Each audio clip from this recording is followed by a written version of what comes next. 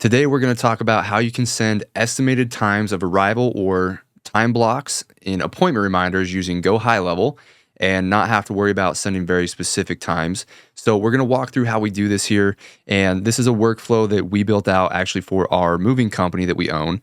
And we needed the same thing, right? When you're in a service based business or whether you own one or whether you service customers who are in that industry or service-based industry, that is one thing that they have to operate by is time windows or time blocks, because anything could go wrong in the field. You just never know, right? Traffic could slow you down from getting to your next appointment. Something at the first appointment could have caused a roadblock or something, so it pushes you behind schedule. So we operate the same way with our service-based businesses that we own, plus obviously some of our clients as well. But this is how we built this out. Now, a lot of this won't apply to you. We're going to skip down to the part that specifically will, and that is all the way down here. So the way that this will work with inside of Go High Level, especially because their calendar system only will send reminders, or their times are based off of a very specific start time, and that's how their reminders and stuff work when you are trying to build that out. So what you have to do is you have to build out a workflow like this that identifies the time that appointment would start, and then you have to push it into a path that will then spit out like a message that says, hey, we will be there between this time and this time, or your dedicated time window block. So first and foremost, you have to identify what your time blocks are, or the time blocks are for your customers. So for us, I'm just going to walk you through, like for the moving company that we have, our company bases we work off of 7 a.m. to 9:30 is time block 1.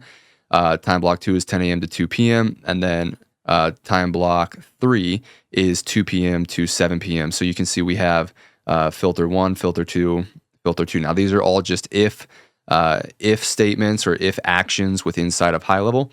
And so the way that this works, we'll open this up here, is we are looking at the appointment time that was set on the actual calendar. So for us, we're pushing the appointment time into a custom field. You don't have to do that, but we are doing that again because we have a bunch of different stuff that's built around it. So what we do is we push the appointment time into a custom field, and then that custom field we'll read this custom field here, and we're looking at all these different times. Now, our calendars are set up that you can only schedule at 15-minute increments or 15-minute like time slots.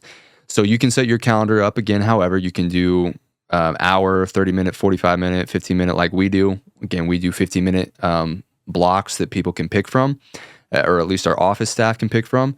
And so then when the appointment gets set, it's going to run through this workflow. The workflow in this path right here is going to look, okay, does the appointment time match any one of these specifically? Okay.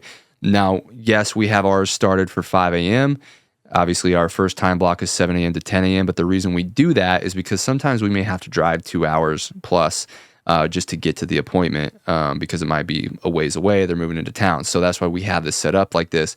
Again, you don't have to do that. It's going to be dependent upon your situation or your customer situation that you're serving. And then we go all the way up to just 15 minutes before the next time block. So 9:45 a.m. is the last time block or the time on the calendar that can be selected that will still push them in this initial time window of 7 a.m. To 10 a.m.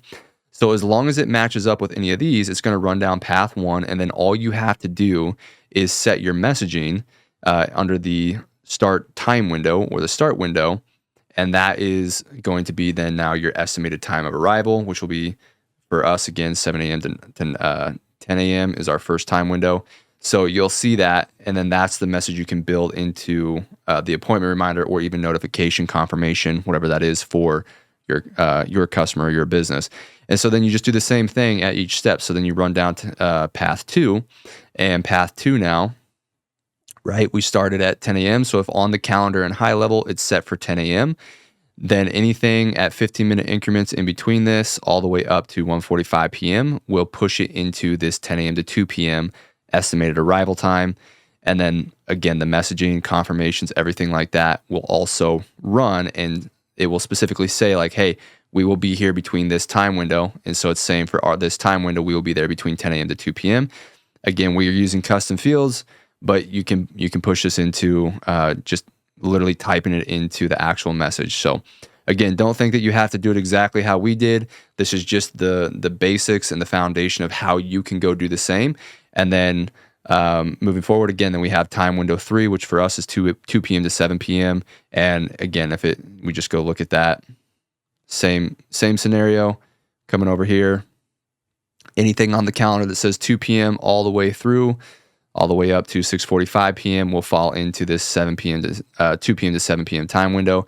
And that's what's going to be in the communication and appointment reminders for the customer. So again, this is how you can build this out. I know GHL does not natively have this for their appointment reminders and their calendar system, but this is a quick and simple way that you can build a workaround that allows you for service-based businesses to send out a time window estimation of when we will be there or when your techs will be there, and makes life a lot simpler for those types of businesses. So hope this was super helpful. If you do have any questions on it, feel free to jump into our free community, GHL SaaS Launch, powered by AppStackers. If you have any questions about this specific workflow or automation, how it works, and you're looking to try and build the same thing, feel free to jump in the community, ask questions. Happy to help out there. But other than that, hope this brought you value, and we'll see you in the next one.